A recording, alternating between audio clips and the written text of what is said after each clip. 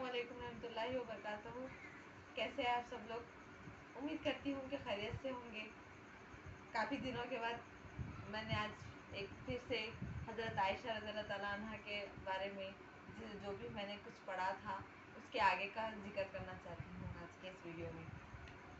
حضرت عائشہ اپنے دشمنوں سے بغض نہیں رکھتی تھی. آپ کے بھائی محمد بن ابی بکر کو معاویہ بن خطیج نے قتل کر دیا تھا. اس کے بعد حضرت عائشہ ان سے بہت زیادہ ناراض رہنے لگی. ایک بار معاویہ کسی جنگ میں اسلامی لشکر کے سردار مقرر ہوئی. واپسی کے بعد حضرت عائشہ نے ایک شخص سے پوچھا کہ اس جنگ میں معاویہ کا برتاؤ فوج کے ساتھ کیسا رہا. آدمی نے بتایا کہ ہم نے ان میں کوئی عیب نہیں پایا. تمام مسلمان ان سے راضی تھے. کسی کا اونٹ مر جاتا تو وہ اس کی جگہ دوسرا اونٹ دے دیتے. کسی کا گھوڑا ضائع ہو جاتا تو وہ اس کو دوسرا گھوڑا دے دیتی. کسی کا غلام بھاگ جاتا تو اس کی جگہ اس کو دوسرا غلام دے دیتی.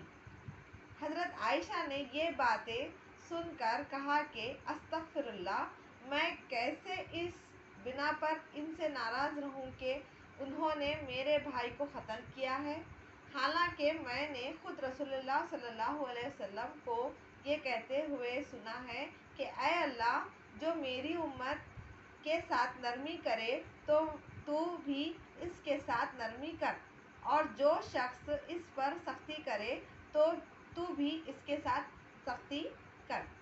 حضرت عائشہ غیبت اور بدگوئی سے بہت پرہیز کرتی تھی. حتیٰ کہ جن لوگوں نے انہیں صدمہ پہنچایا تھا ان کو بھی وہ برائی سے یاد نہ کرتی.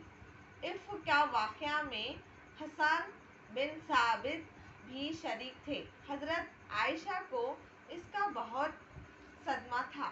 اس کے باوجود وہ ان سے عزت کے ساتھ پیش آتی تھی. حسان بن ثابت آخر عمر میں نابینا ہو گئے تھے. ایک بار وہ حضرت عائشہ کے پاس آئے. انہوں نے ان کو عزت سے بٹھایا. جب چلے گئے تو کسی نے کہا، ان کی آپ اتنی زیادہ عزت کیوں کرتی ہیں؟ حضرت عائشہ نے حسان بن ثابت کا ایک شعر پڑھا اور کہا کہ صرف یہ شعر ان کے تمام گناہوں کی مغفرت کے لیے کافی ہے. حضرت عائشہ کے بعض رشتہ دار عفق میں ان کی شرکت کی وجہ سے ان سے ناراض تھے اور ان کو برا کہنا چاہتے تھے. حضرت عائشہ نے ان کو سختی سے منع کیا اور کہا کہ حسان بن ثابت کو برا نہ کہو، وہ رسول اللہ صلی اللہ علیہ وسلم کی طرف سے مشرکوں کی باتوں کا جواب دیتے تھے. حضرت عائشہ بہت زیادہ اللہ سے ڈرنے والی تھی. حضرت عثمان کی شہادت کے وقت وہ مکہ میں تھی. طلحہ اور زبیر مدینہ سے مکہ آئے اور آپ کو حالات سے باخبر کیا. آپ اصلاح کے جذبے کے تحت اونٹ پر بیٹھ کر بصرہ کے لیے روانہ ہوئی. آپ کے ساتھ بہت نے لوگ شامل تھے. آخر میں حضرت علی کے ساتھ وہ جنگ پیش آئی جو جنگ جمل کے نام سے مشہور ہے. اس جنگ میں بہت سے مسلمانوں کا خون بہا. جب اس جنگ میں اپنی شرکت کو یاد کرتی تو بے اختیار رونے لگتی. آپ کو اپنے اس سفر پر ہمیشہ افسوس رہا.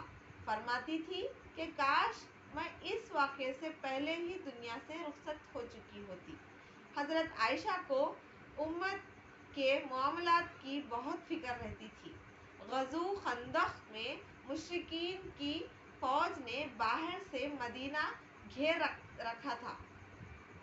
دوسری طرف شہر کے اندر یہودیوں کی تخریب کاری کا ہر وقت ڈر لگا ہوا تھا. اس وقت آپ گھر سے نکل کر جنگ کی صورتحال کا معائنہ کرتی رہتی تھی. غزوہ احد میں مسلمان سخت پریشان کے عالم میں پڑ گئے تھے. اس وقت حضرت عائشہ اپنی پیٹھ پر پانی سے بھری ہوئی مشک لے آتی اور مسلمانوں کو پانی پلاتی. حضرت عائشہ نہایت ذہین تھی، اس لیے رسول اللہ صلی اللہ علیہ وسلم کی ہر بات کو نہایت گہرائی کے ساتھ سمجھ سکتی تھی۔ چنانچہ ان سے کثیر تعداد میں دینی مسائل امت کو معلوم ہوئے۔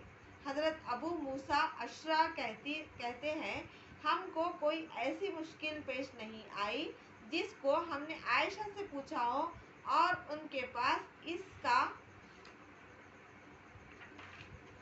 متعلق ہمیں کچھ علم نہ مل جائے۔